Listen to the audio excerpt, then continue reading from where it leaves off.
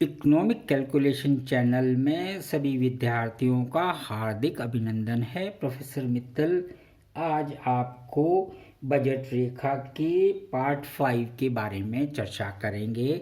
आप पहले 4 हिस्से, इसके 4 पार्ट अपन डिस्कस कर चुके हैं। जिन विद्यार्थियों को यह देखने को नहीं मिल पाया है तो उनसे ये अपेक्षा की जाती है कि वो चैनल को सब्सक्राइब कर लें, जिससे कि पीछे जो वीडियो हैं और आने वाली वीडियो हैं टाइम से उनको पता लग सके।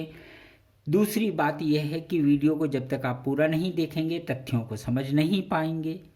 तीसरी बात, इसको लाइक कीजिए, सब्सक्राइब तो कर ही रहे हैं पर अपने मित्रों के साथ शेयर कीजिए, और कोई चीज़ समझ में नहीं आ रही तो उसको कमेंट बॉक्स में मुझे लिखिए, तो मैं आपको उस समस्या का समाधान दूं।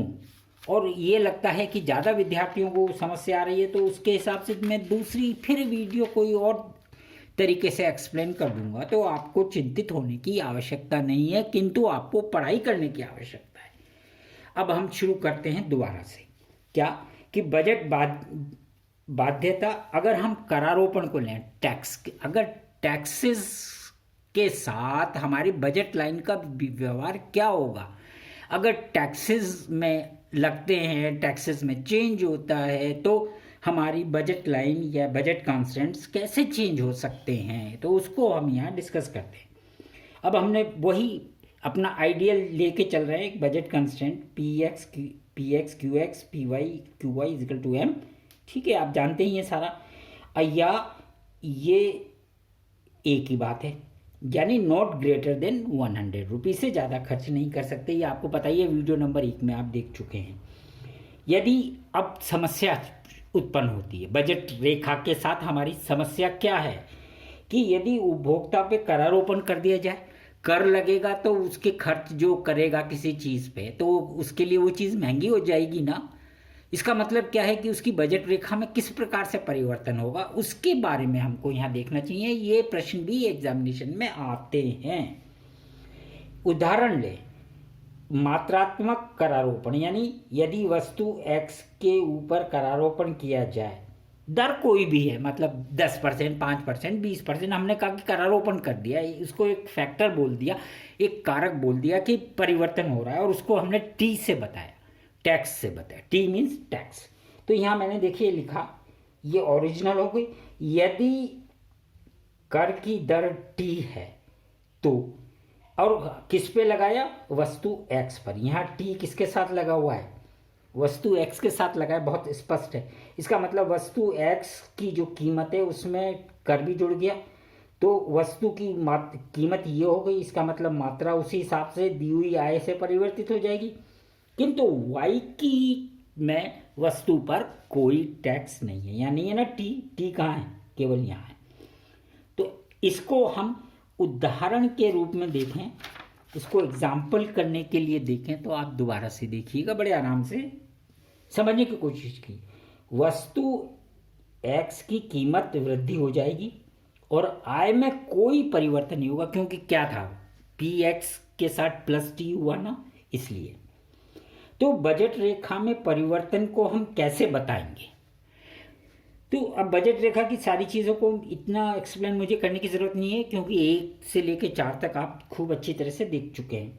अब ये मान लें कि हमारी ओरिजिनल या पहली बजट लाइन है जब हम अपना अध्ययन शुरू कर रहे हैं। अब हम कहते हैं कर लग गया। कर किस पे लगा, पी एक्स प्लस टी, यानी एक्स पर लगा। तो अब एक्स की मात्रा क्या होगी, यहाँ के बजाय यहाँ आ जाएगी, तो उसको हमने यहाँ कर दिया। तो इसका मतलब क्या हो गया कि अगर एक स्पेसिफिक, एक इकाई, एक वस्तु पर, अगर हम 2 वस्तुओं के बारे में विषय में चर्चा कर रहे हैं और यदि एक वस्तु के ऊपर करारोपण किया जाए तो उस वस्तु की क्रय करने वाली मात्रा कम होगी, तो उसकी बजट लाइन क्या होगी, शिफ्टिंग होगी, रोटेशन होगी। सॉरी, गलत बोल दिया, रोटेशन होगी, ना कि शिफ्टिंग। Very important. अगर 2 कमोडिटीज़ में एक कमोडिटी के ऊपर टैक्स लगाया जा रहा है, 2 वस्तुओं में एक वस्तु पे कर लगाया जा रहा है, और कर के कारण बजट रेखा में परिवर्तन हो रहा है, तो उसको हम क्या, वो कौन सी कैटेगरी में आ गया, रोटेशन में आ गया कि नहीं आ गया, और यही बेसिक क्वेश्चन बन गया। यही आपको नेट में भी क्वेश्चन मिल जाते हैं, अगर आप पुराने क्वेश्चन उठा के देखेंगे तो वहाँ ये क्वेश्चन है। अब ये बात है कि सर वो कहाँ से देखें कितने, तो भैया ये तो आप ही को देखना पड़ेगा। अब आ जाइए कि अगर लमसम टैक्स लगा दी जाए, यानी कि बिल्कुल ये कह दिया जाए कि भाई आप जितना खर्च कर रहे हो उसके ऊपर इतना टैक्स लगेगा। इनकम टैक्स नहीं कहा जा रहा, फर्क समझिएगा। लमसम इनकम टैक्स तो ये होगा कि आपकी जितनी आय है उसके हिसाब से टैक्स लगे। यहाँ क्या है कि आपने एक्स और वाई वस्तु खरीदनी है, 100 रुपये की खरीदोगे तो उस पर 10 रुपये मान लो टैक्स देना है, तो घटोतरी कहाँ आएगी? 100 रुपये में से ही तो माइनस होगी। अगर मैंने लमसम टैक्स 10 रुपीज़ बोल दिया तो 10 रुपये 100 में से ही घटेंगे ना। यहाँ तो वो की वही है, इसमें तो कोई परिवर्तन नहीं है। यहाँ देखिए, यहाँ परिवर्तन है। आय पहले क्या थी, उदाहरण में हमने 100 रुपये ली थी, और अगर हम ये मुंह से बोल रहे हैं कि हमने मान लो उस पर 10 रुपये कर लगा दिया कि भाई आपने 100 रुपये खर्च करने हैं तो उस पर आपको 10 रुपये का टैक्स देना है, तो घट के कितना रह गए? 90 रुपये रह गए। इसका मतलब क्या है? एक्स की और वाई की मात्राएं कम रहेंगी। इसका मतलब क्या है? जैसे ये बजट लाइन है, उसके बाद में क्या होगा? बजट लाइन किधर शिफ्ट कर जाएगी? ये इधर चली जाएगी। क्यों? क्योंकि ये मात्राएं कम हो जाएंगी। कीमत भाई यहाँ 90 रुपये ही तो रह गए ना। अगर भाई टैक्स यहाँ नहीं है, टैक्स यहाँ नहीं है, टैक्स टोटल खर्चे के ऊपर है। तो जब खर्चे के ऊपर है तो इसका मतलब क्या होगा कि उस खर्च करने योग्य जो आय है उसमें से क्या हो जाएगा? कम हो जाएगा। तो क्या हो जाएगा? करारोपण।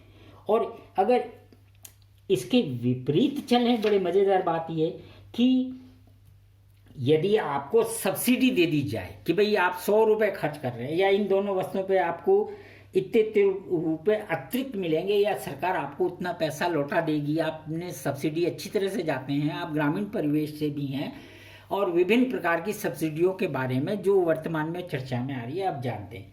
तो इसका मतलब क्या है? अगर सब्सिडी मिलेगी तो आपकी परचेजिंग पावर क्या हो जाएगी? बढ़ जाएगी कि नहीं बढ़ जाएगी? तो आप किधर शिफ्ट करेंगे? आप एक रिवर्स शिफ्टिंग करेंगे। और उसी चीज़ को बच्चों बताने के लिए मैंने लास्ट डायग्राम आपको दे रहा हूँ कि अब आप देखिएगा इसको क्या, अनुवृत्ति, सब्सिडी को क्या कहते हैं? अनुवृत्ति। जैसे खाने का सामान, मोस्टली पुअर पॉपुलेशन के लिए फूड सब्सिडी, राशनिंग और इन सब के ऊपर क्या है? ये सब सब्सिडी तो है इनडायरेक्टली, और बहुत से डायरेक्टली सब्सिडी मिलती हैं। आप सोलर पैनल्स लगाते हैं, सोलर वाटर पंप लगाते हैं और चीज़ें हैं तो उन पर सब्सिडी मिलती है। तो यहाँ पर पूर्वावस्था तो ये। अब अगर एक वस्तु पे सब्सिडी मिलेगी तो क्या होगा? यहाँ बढ़ जाएगी कि नहीं बढ़ जाएगी? और फिर वापस वहीं का वहीं आ जाएगा इसके पैरेलल। जितनी सब्सिडी दी जाएगी, मान लो 20 रुपये की सब्सिडी दी गई या 30 रुपये की सब्सिडी दी गई 100 रुपये पे वस्तु एक्स के लिए, तो क्या होगा?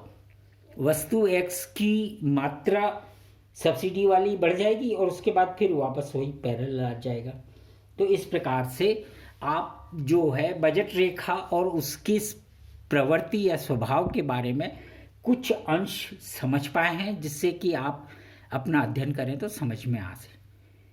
इससे आगे की चर्चा, अब मैंने ये बजट रेखा इसलिए पहले इस चर्चा में लाया हूँ क्योंकि इसके बाद हम तटस्थ वक्र क्या होता है, तटस्थ वक्र की विशेषताएं और उसकी मान्यताएं, एक उपभोक्ता का संतुलन, फिर आय में परिवर्तन, कीमत में परिवर्तन, ये स्टेप बाय स्टेप हम आपको सारे छोटे छोटे वीडियो बना के देते जा रहे हैं, जिससे कि आपको एग्जाम में सॉल्व करने में आसानी रहे। धन्यवाद।